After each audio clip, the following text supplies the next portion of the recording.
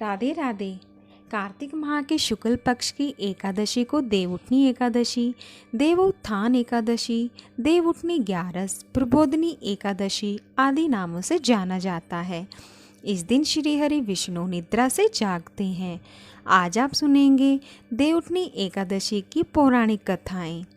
शिव महापुराण के अनुसार पौराणिक समय में दैत्यों का राजा दंभ हुआ करता था। वह बहुत बड़ा विष्णु जी का भक्त था। कई सालों तक उसके यहाँ संतान नहीं होने के कारण उसने शुक्राचार्य को अपना गुरु बनाकर उनसे श्री कृष्ण मंत्र प्राप्त किया। यह मंत्र प्राप्त करके उसने पुष्कर सरोवर में घोर तपस्या की। भगवान विष्णु उसकी तपस्या से प्रसन्न हुए और उसे संतान प्राप्ति का वरदान दे दिया। भगवान विष्णु के वरदान से राजा दंभ के यहाँ एक पुत्र ने जन्म लिया। इस पुत्र का नाम शंखचूड़ रखा गया। बड़ा होकर शंखचूड़ ने ब्रह्मा जी को प्रसन्न करने के लिए पुष्कर में घोर तपस्या की।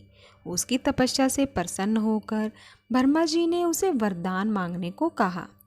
तब शंखचूड़ ने वरदान मांगा कि वह हमेशा अजर अमर रहे, वह कोई भी देवता उसे मार नहीं पाए। ब्रह्मा जी ने उसे यह वरदान दे दिया और कहा कि वह बद्रीवन जाकर धर्मध्वज की पुत्री तुलसी को, जो तपस्या कर रही है, उससे विवाह कर ले। शंखचूड़ ने वैसा ही किया और तुलसी के साथ विवाह के बाद सुखपूर्वक रहने लगा। उसने अपने बल से देवताओं, असुरों, दानवों, राक्षसों, गंधर्वों, नागों, किन्नरों, मनुष्यों तथा त्रिलोकी के सभी प्राणियों पर विजय प्राप्त कर ली। वह भगवान श्री कृष्ण का परम भक्त था।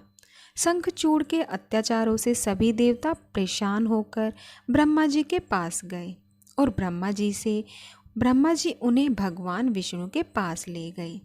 भगवान विष्णु ने कहा कि शंखचूड़ की मृत्यु भगवान शिव के त्रिशूल से ही होगी, अतः आप उनके पास जाएं। भगवान शिव ने चित्ररथ नामक गण को अपना दूत बनाकर शंखचूड़ के पास भेजा।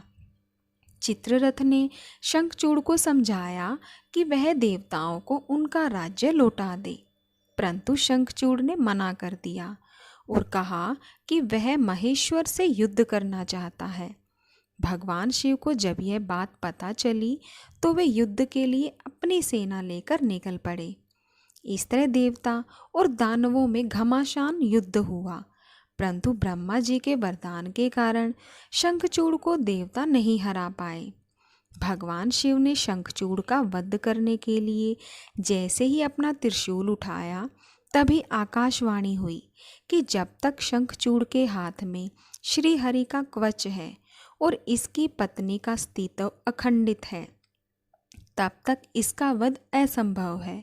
आकाशवाणी सुनकर भगवान विष्णु वृद्ध ब्राह्मण का रूप धारण कर शंखचूड़ के पास गए और उससे श्री हरि कवच दान में मांग लिया।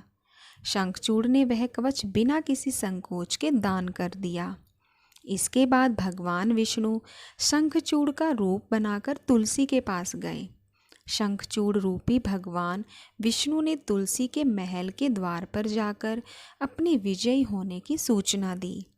यह सुनकर तुलसी बहुत प्रसन्न हुई और पति रूप में आए भगवान का पूजन किया व रमण किया। ऐसा करते ही तुलसी का अस्तित्व खंडित हो गया और भगवान शिव ने युद्ध में अपने त्रिशूल से शंखचूड़ का वध कर दिया। तब तुलसी को पता चला कि वे उनके पति नहीं हैं, बल्कि वे तो भगवान विष्णु हैं। क्रोध में आकर तुलसी ने कहा कि आपने छलपूर्वक मेरा धर्म भ्रष्ट किया है और मेरे पति को मार डाला, अतः मैं आपको श्राप देती हूँ कि आप पाषाण होकर धरती पर रहे।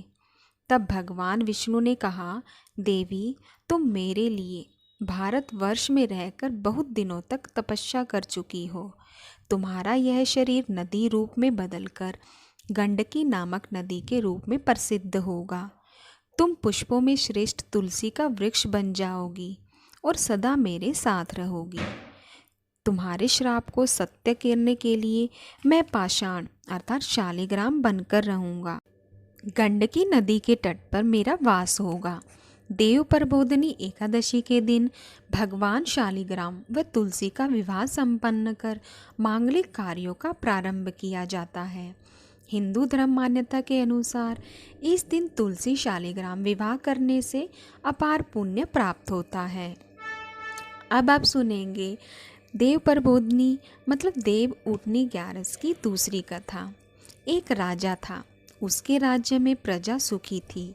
एकादशी को कोई भी अन्न नहीं बेचता था, सभी फलाहार करते थे। एक बार भगवान ने राजा की परीक्षा लेनी चाहिए। भगवान ने एक सुंदरी का रूप धारण किया तथा सड़क पर बैठ गए। तभी राजा उधर से निकला और सुंदरी को देख चकित रह गया। उसने पूछा, हे सुंदरी, तुम कौन हो और इस तरह यहाँ क्यों बैठी हो? तब सुंदरी स्त्री बने भगवान बोले, मैं निराश्रिता हूँ। नगर में मेरा कोई जाना पहचाना नहीं है, किससे सहायता मांगूं? राजा उसके रूप पर मोहित हो गया था। वह बोला, तुम मेरे महल में चलकर मेरी रानी बनकर रहो। सुंदरी बोली, मैं तुम्हारी बात मानूंगी, पर तुम्हें राज्य का अधिकार मुझे सौंपना होगा। राज्य पर मेरा पूर्ण अधिकार होगा। मैं जो भी बनाऊंगी तुम्हें खाना होगा। राजा उसके रूप पर मोहित था, अतः उसने उसकी सभी शर्तें स्वीकार कर ली। अगले दिन एकादशी थी। रानी ने हुक्म दिया कि बाजारों में अन्य दिनों की तरह अन्न बेचा जाए। उसने घर में मांस, मछली आदि पकवान तथा परोसकर राजा को खाने के लिए कहा। यह देखकर राजा बोला, रानी, आज एकादशी है, मैं तो केवल फलाहार ही करूँगा। तब रानी ने शर्त की याद दिलाई और बोली, या तो खाना खाओ, नहीं तो मैं बड़े राजकुमार का सिर काट लूँगी।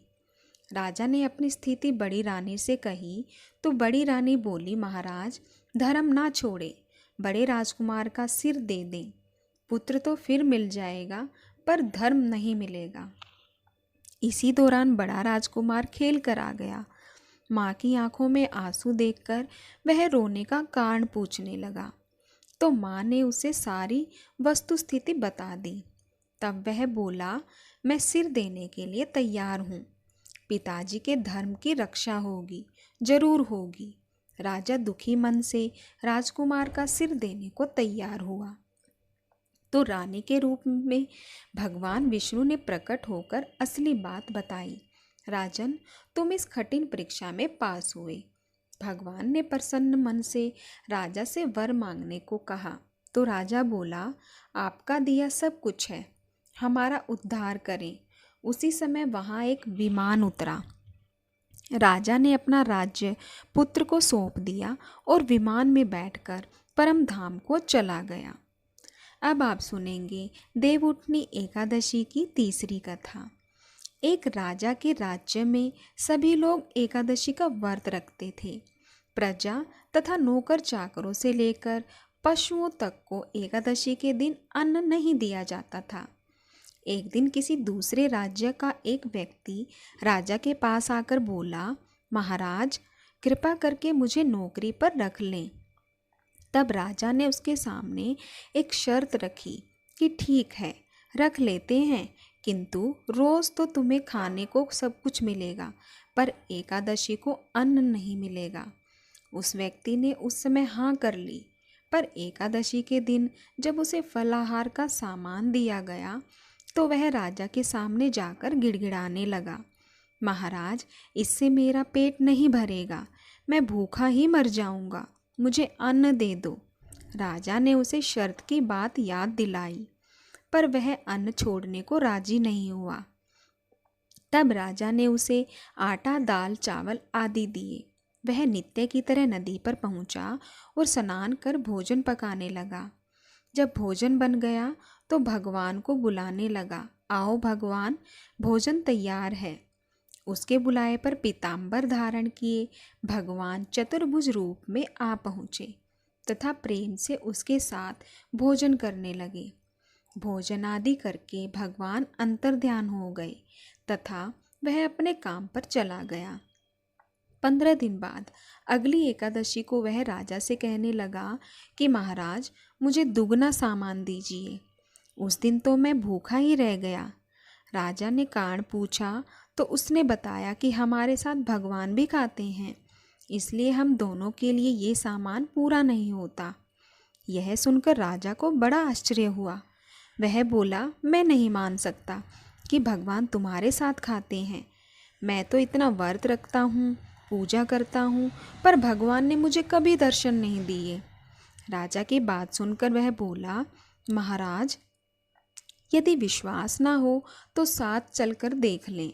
राजा एक पेड़ के पीछे छिपकर बैठ गया।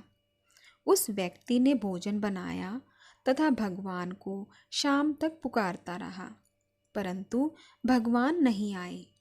अंत में उसने कहा, हे भगवान, यदि आप नहीं आए तो मैं नदी में कूदकर प्राण दूंगा। लेकिन भगवान नहीं आए। तब वह प्राण त्यागने के उद्देश्य से नदी की तरफ बढ़ा। प्राण त्यागने का उसका दृढ़ इरादा जान शीघ्र ही भगवान ने प्रकट होकर उसे रोक लिया और साथ बैठकर भोजन करने लगे। खा पी कर वे उसे अपने विमान में बिठाकर अपने धाम ले गए। यह देख राजा ने सोचा कि व्रत उपवास से तब तक कोई फायदा नहीं होता जब तक मन शुद्ध ना हो। इससे राजा को ज्ञान मिला। वह भी मन से व्रत उपवास करने लगा और अंत में स्वर्ग को प्राप्त हुआ।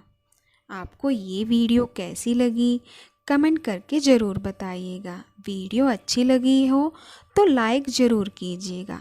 वीडियो देखने के लिए धन्यवाद।